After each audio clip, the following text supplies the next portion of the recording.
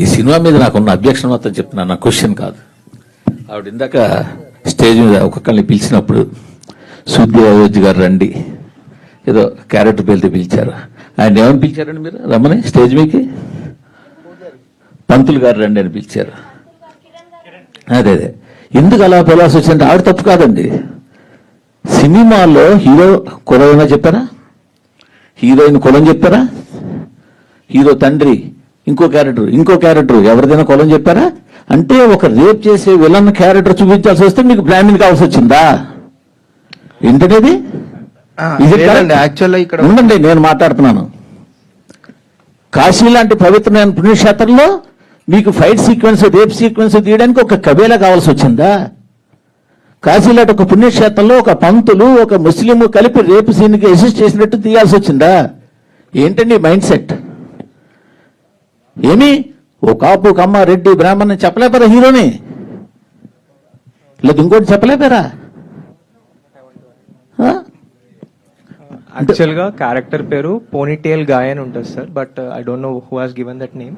అది తప్పుగా ఇచ్చారు. అక్కడ ప్రొజెక్ట్ చేయడం కూడా అలాగే ప్రొజెక్ట్ చేశారు కదా సార్. క్యారెక్టర్ పేరు హారతికి రావాలి, హారతి టైం అవుతుంది అని చెప్పి. అంటే నేనేమంటే మీరు ఇప్పుడు ఒక పర్సన్ టార్గెట్ చేయాలనుకున్నప్పుడు చేస్తే చేయండి, అది మీ ఇష్టమే కాదనంటల్లా. నేను ఇది ఎక్కడైనా ఒక ఇండికేషన్ ఇచ్చారా? ఒక ఇంటి పేరు చెప్పారా? అయ్యో హీరో ఈ హీరో ఇప్పుడు ఆయన పేరు హనురెడ్డి, బట్ సినిమాలో అయితే రెడ్డి కాదు కదా. చెప్పడంలో మేబీ ఆయన రైటరు, ఆయన ఇండియా కాదు కదా. ఆవిడ శుద్ధి ఏజ్ ప్రపంచంలో దేనికైనా ఉండొచ్చు. కరెక్టే సార్. అక్కడ వాళ్ళకి ఇవ్వడం అంటే తప్పుగా ఇచ్చారేమో. మీరు కాశీలాంటి పుణ్యక్షేత్రంలో చేస్తున్నారా? అక్కడ కబేళ పెట్టి కబేళలో రేప్ సీన్ ఫైట్ సీన్ పెడతారా? అక్కడ యాక్చువల్ గా sir there are lot of people are there sir అక్కడ. What we have studied sir. ఇంక మీరు ఎన్ని చెప్పినా అది ఎక్స్క్యూజ్ కాదండి.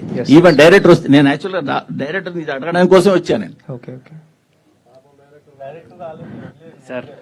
కాదండి, అది ఏంటది? ఇదే తీయండి, ఇంకొక క్యారెక్టర్ ఇంకో క్యాస్ట్ పెట్టి అప్పుడు తెలిసి ఉండేది. సార్ మూర్తి గారు వన్ సెకండ్ మా డైరెక్టర్ రైటర్ కాబట్టి ఆయనకు ప్రతిదానికి ఒక బలమైన కారణం ఉంటుందండి. దయచేసి మీరు నిజంగా ఆయన అడిగితేనే బెటర్ అండి. అంటే మీకు లైవ్ అందరూ చూస్తున్నారు, అందరిలోకి వెళ్తుంది, ఆయన చూస్తాడు, ఆయన కారణం చెప్పుండొచ్చు, వేరే సంగతి. బట్ నేనైతే చెప్తున్నా సార్, రెండు అబ్జెక్షన్స్. ఒకటి సరే ఓకే, కాశీలో పురోహితుడిని చూపించాడు, ఆయన ఇష్టం చూపించుకోమన్నాడు. కాశీలో పుణ్యక్షేత్రం అండి, ఆ పుణ్యక్షేత్రంలో ఒక కబేళా చూపించి అంత భారీ కబేళా పెట్టి ఆ కబేళాలో ఒక ముస్లింలు పెట్టి వాళ్ళేమో ఈ పంతులు సపోర్ట్ చేసినట్టు ఏంటండి? ఏం చెప్పదలుచుకున్నారు ఇండైరెక్ట్ గా మీరు? ఏమి అంతవరకు చెప్పాల్సిన సినిమా మొత్తం మీరు అంత చేశారు కదా. క్లాసిక్ గా గీతాంజలి క్యాసెట్ పెట్టావు, హెడ్ ఫోన్స్ పెట్టావు, దాన్ని నేను ఒక